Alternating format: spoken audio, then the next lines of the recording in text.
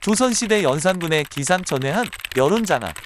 조선의 10대 왕으로 즉위한 연산군은 제24년 김종직이 쓴 조의제문을 핑계로 평소 자신에게 꼬장꼬장하게 맞섰던 살림 세력을 박살내고 점점 폭군으로 변해가기 시작했다.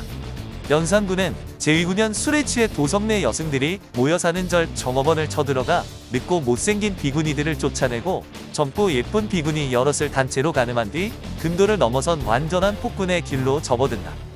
정업원은 공민왕의 후궁이 초대 주지였으며 대대로 왕이 후궁이나 왕족의 여자들이 출가하여 여생을 보내는 곳이었다.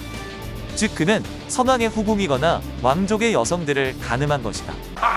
혁신적인 또라이다. 그의 미친 짓은 여기서 그치지 않고 제20년 어머니의 피 묻은 적상을 보고 분노한 것인지, 임사옥의 이간질에 넘어간 것인지, 왕권을 강화하기 위해 웅크리고 있다에 일거에 쓸어버린 것인지는 알 수 없지만 3월 20일 술에 취해 궁궐로 들어온 연산군은 어머니 패비은 씨를 모함했다는 이유로 선왕의 후궁인 엄수계와 정소용을 끌고 와서 흥신 두들겨 팬 후 그녀의 아들들이자 자신의 이복 동생인 안양군과 봉안군을 데려와 그들에게 그들의 어머니를 몽둥이로 때리게 시켰다.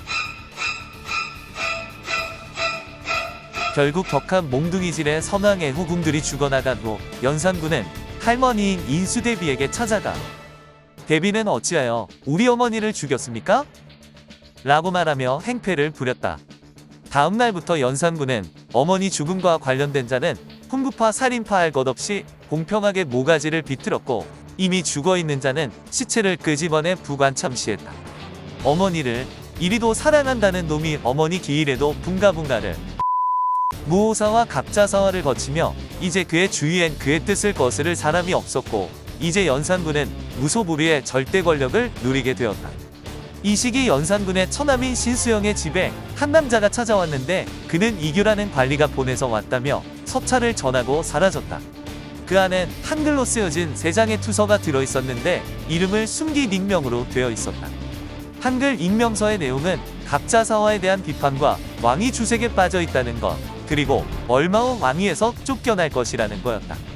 내용이 심각하다 생각한 신수영은 즉각 연산군에게 보고했고 익명서를 본 연산군은 놀라서 즉시 이규에게 신수영의 집에 서찰을 보냈는지 물었고 이규는 그런 일이 없다고 하였다. 이규를 사칭해 올린 것이 분명한 익명의 투서에 연산군은 대노했고 도성의 문을 닫고 출입을 금한 뒤 한글 익명 투서를 신하들에게 돌려보게 하여 반드시 주모자를 잡으려 했다. 이르리의 연산군은 막대한 재물과 관직을 현상금으로 내걸었고 한양 백성 중 한글을 아는 사람은 모두 소집해 익명서의 필적과 대조했다. 그래도 범인을 찾지 못하자 조선 팔도의 한글을 아는 자는 모두 조사해 필적을 써올리게 해 익명서와 대조했다. 그리고 여기서 연산군은 기상천외한 방법으로 자신에 대한 비판 여론을 잠재우려 하는데 바로 한글을 금지시키는 것이었다. 지랄하고 자빠졌네. 세종대왕의 한글 반포 당시부터 사대주의에 찌들어 있던 양반들의 한자 숭상 때문에 한글을 언문이라 낮춰 부르고 여성이나 중들이 많이 쓴다 하여 암클 혹은 중글이라고 부르며 천대하였으나 백성들 사이에선 유용했던 한글을 연산군은 조선의 왕이란 작자가 자신을 비판하는 데 쓰였다 하여 백성들의 글을 빼앗아간 것이다. 그는 한글로 쓰여진 모든 책을 태우게 했으며 업무는 가르치지도 배우지도 말고 이미 배운 자도 쓰지 못하게 하라. 업문을 아는 모든 자를 조사하고 업문을 쓰는 자를 알면서 고발하지 않는 자는 이유까지 처벌하라며 한글 금지령을 내렸다. 금지령 이후 한글을 쓰다 잡히면 차명에 처했고 한글을 쓰는 자를 고발하지 않으면 곤장백대의 엄벌에 처했다. 또한 한글 편지나 서책을 가지고만 있어도 처벌받으니 한글을 이용한 백성들의 비판도 겉으로는 사라졌으나 이 난리 부르스를 추고도 연산군은 한글 투서 주모자를 잡지 못했다. 하지만 비판 여론도 잠재웠고 자신에게 반기를 들 신하도 없으니 이제 본격적인 연산군의 흥청망청이 시작되었다. 연산군은 150명이던 장학원 기생을 300으로 300에서 다시 1000명으로 증원했고 그들을 흥청, 운평이란 이름으로 불렀다. 특히 특히 가무와 외모까지 뛰어난 이들을 모아놓은 흥청을 입궁시켜 후궁이나 궁녀급으로 대우해 주었고, 연산군은 친히 입궁 전 흥청의 화장을 지음 민낯 심사를 받다.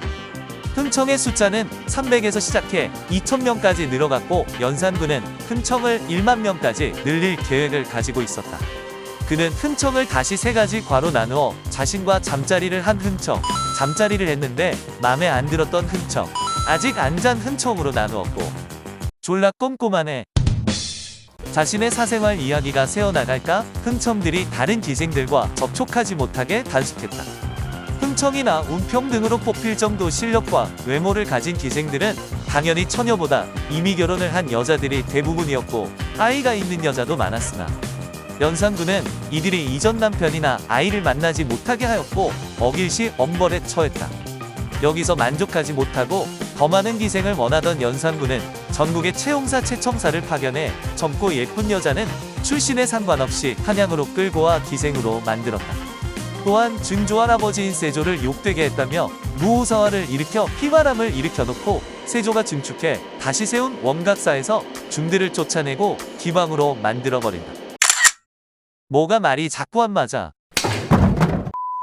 그리고 그는 신하들의 아내까지 간통했고, 이 행동들이 반정의 촉매제가 됐다.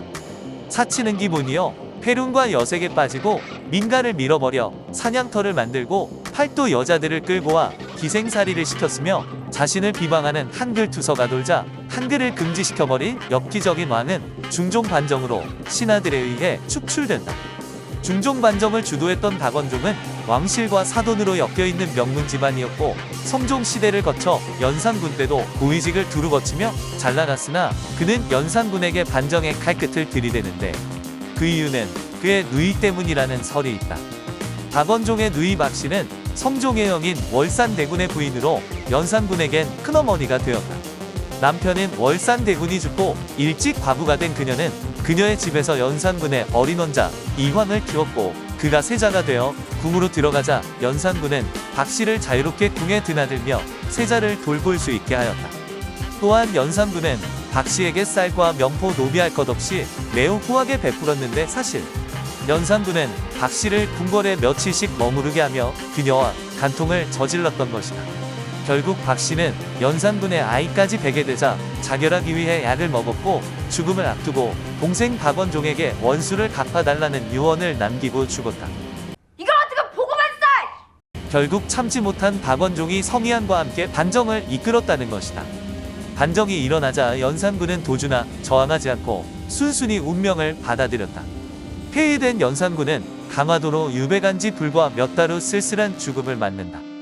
연산군이 반정이 일어나기 불과 10일 전 문득 잔치 도중 자신의 몰락을 예감한 시를 지어 읊조리고 눈물을 보일 때 같이 눈물을 흘렸다던 장록수는 연산군이 폐위되자 반정군에게 붙잡혀 참수형에 처해졌고, 수많은 백성들이 그녀의 시체에 돌을 던지며 욕설을 퍼부었다. 또한 채용사 역할을 했던 간신임사홍도 반정 당일 반정군에 의해 자택에서 처형됐고 20일 후에 다시 한번 부관 참시된다. 권력은 부패하는 경향이 있으며 절대 권력은 절대 부패한다. 부탁 한 가지만 들어주십시오.